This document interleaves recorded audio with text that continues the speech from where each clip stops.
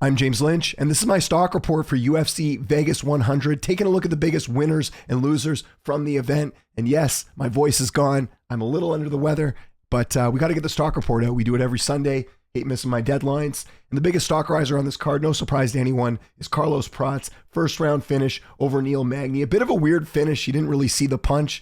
Magny goes out. He is another loss for him on the resume, and another knockout win for Carlos Prates.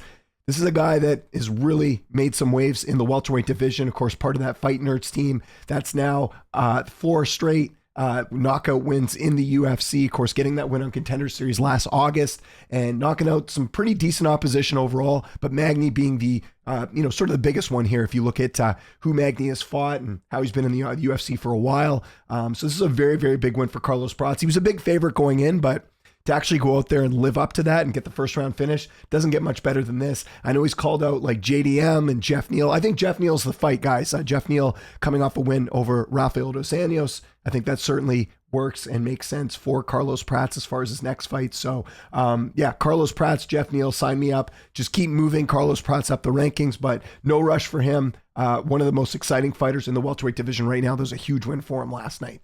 All right, let's get to the co-main event. Reinhard Ritter getting the win over Gerald Meerschaert.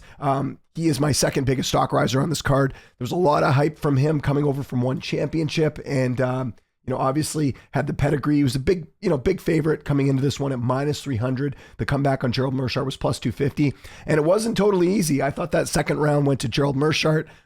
First round, I thought Ritter edged that one out. It was close, but then to go out there and submit Gerald Meerschaert in the third round, kind of a statement, right? Because we know Gerald Meerschaert as being the submission guy. Meerschaert with a ton of submissions in his career, 29 wins by submission. I'm trying to remember the last time he's been submitted. It's been a couple years, I think. Let me just check. Jack Hermanson back in 2018 was the last time he was submitted. So for Ritter to do that in his debut, very impressive. Another guy that is adding some life into this middleweight division. We're seeing obviously a lot of names. We saw Chimaev, a month ago, and we're seeing a lot of fighters kind of, move up on the come up. So Ritter, a nice addition to the middleweight division. Big win for him at middleweight. And my third biggest stock riser has to be Mansour Abdul Malik. First round finish. I know Dusko Todorovic is not exactly the best opponent, but to go out there in your debut with all the hype he had, and again, another big favorite going into this fight, you look at it there, he was -480, but to go out there and finish in the first round and deliver, very, very, very impressive here. First round finish, like I said, and this is a guy as well that is, known for finishing his opponents. He's never gone the distance. He's got 7 wins now by stoppage. And yeah, Dusko, I was a little bit surprised to see him get another fight just because he's one of these guys that, has not really performed that well. All of his wins are against guys that aren't in the UFC, but very, very good win for Malik, who is someone to keep an eye on in that middleweight division. Again, someone that won on Contender Series and performed well in his debut. So very, very, very impressive win there for Mansour, getting it done on the main card. Let's do a couple honorable mentions on the stock report. Again, sorry about my voice. I know I sound terrible, but I didn't, the later I get this out, the less it has any sort of impact, because we like doing it close to the card. We're going to be talking about 309 this week. Let's be honest here. So Gaston Bolanos right now is going to be an honorable mention for me. He was an underdog on this card against Cortavius Romeus, and you can see there, dominated the fight. I thought he won every round. Looked great.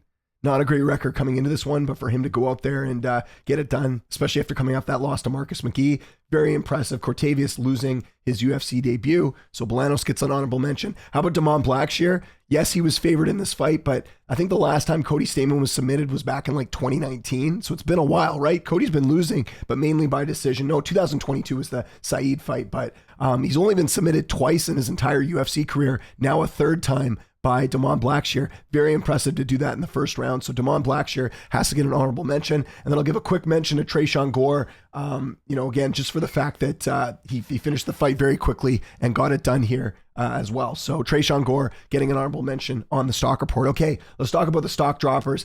Again, he was not favored to win. You could have gone with Cortavius Romeus, could have gone with Neil Magny. I'm going with Cody Stamann as my biggest stock dropper because for a guy at his age at 35 and now losing 3 straight fights, that's probably the end of the road for Cody Stamann. So nobody's stock dropped more than Cody Stamann because he's probably not going to be in the UFC anymore. And this was a guy that had been in the UFC for a long time. So it's unfortunate. Cody's a great guy. I wish him the best. It's just there comes a point where you got to advance, and I feel like Cody's always kind of been stuck in the same spot. So getting finished in the first round, that's an easy way to get released from the UFC. I highly doubt the UFC is going to keep him around. So Cody Stamann, biggest stock dropper on this card. Neil Magny is my other stock dropper. And listen, Magny was not favored to win, but same sort of situation, 37 years old. That's back-to-back stoppage losses. Like, it's one thing to lose a decision to Ian Gary, but to now lose back-to-back stoppage wins, that's another way where you're probably not going to be in the UFC that much longer. So for Magny, he'll get another fight, but I just think overall for him, it's going to be tough to see a path for him forward to do anything at his age and everything. And I think they're just going to continue to give him up-and-coming prospects to kind of test him, on the way up. So I think for Magny, big setback for him losing in the main event. And then the other guy I mentioned didn't have a lot of stock going in, but he was one of the few betting favorites that lost on this card, and that was Cortavius Romeus.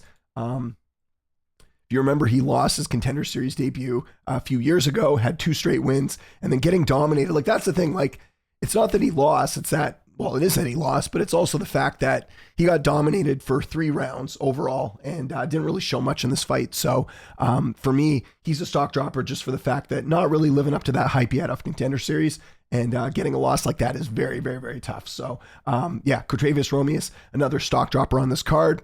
As far as honorable mentions, we'll go through a few names here. Karolina Kowalkiewicz, again, not expected to win her fight, but you look at her age, she's 39. She's now lost back-to-back fights.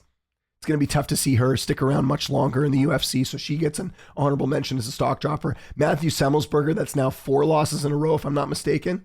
So, yeah, he's going to get cut, undoubtedly, and he's not exactly, well, he's not too old, but 31 years old. Got to think that he's not going to be back in the UFC. And then it's tough to say. I'm a little hesitant to put Gerald Meerschaert as an honorable stock dropper. I mean, he did have a nice win coming into this, but I don't think he looked terrible in this fight. I think he just, got caught and it happens. But we'll have to throw him on here just because he lost. And Meerschaert's a guy that is also not getting any younger here. Sort of the theme with the stock droppers on this card is fighters that are over 35. And being 36, it's going to be tough to see him where he goes from here. But Meerschaert's always been in this spot, though. He's always been the underdog in most fights. And even his last fight against Shabazi, and he comes back. There's only so long you can keep pulling off these upsets before, the UFC decides that it's time to cut ties. So, again, I thought Meerschaert had a good effort, but I think overall his stock did drop just getting submitted. If he would have lost the decision, maybe a different story, but getting submitted's tougher. So quick recap here. And again, apologies for the voice. Carlos Prats, biggest stock riser. Reiner de Ritter, second biggest stock riser. Abdul Malek getting the stock rise as well. Honorable mentions to Gaston Bolanos, Damon Blackshear, and Tresean Gore. And the stock droppers, Cody Stamann, Neil Magny, Cortavius Romeus. So there we go. All right, so as I usually do every week, let me know in the comments who your biggest stock risers are and your biggest stock droppers are. Would love to hear from you in the comments. Hopefully the voice will be better for tomorrow for UFC 309, but if it's like this, I'm probably going to have to postpone.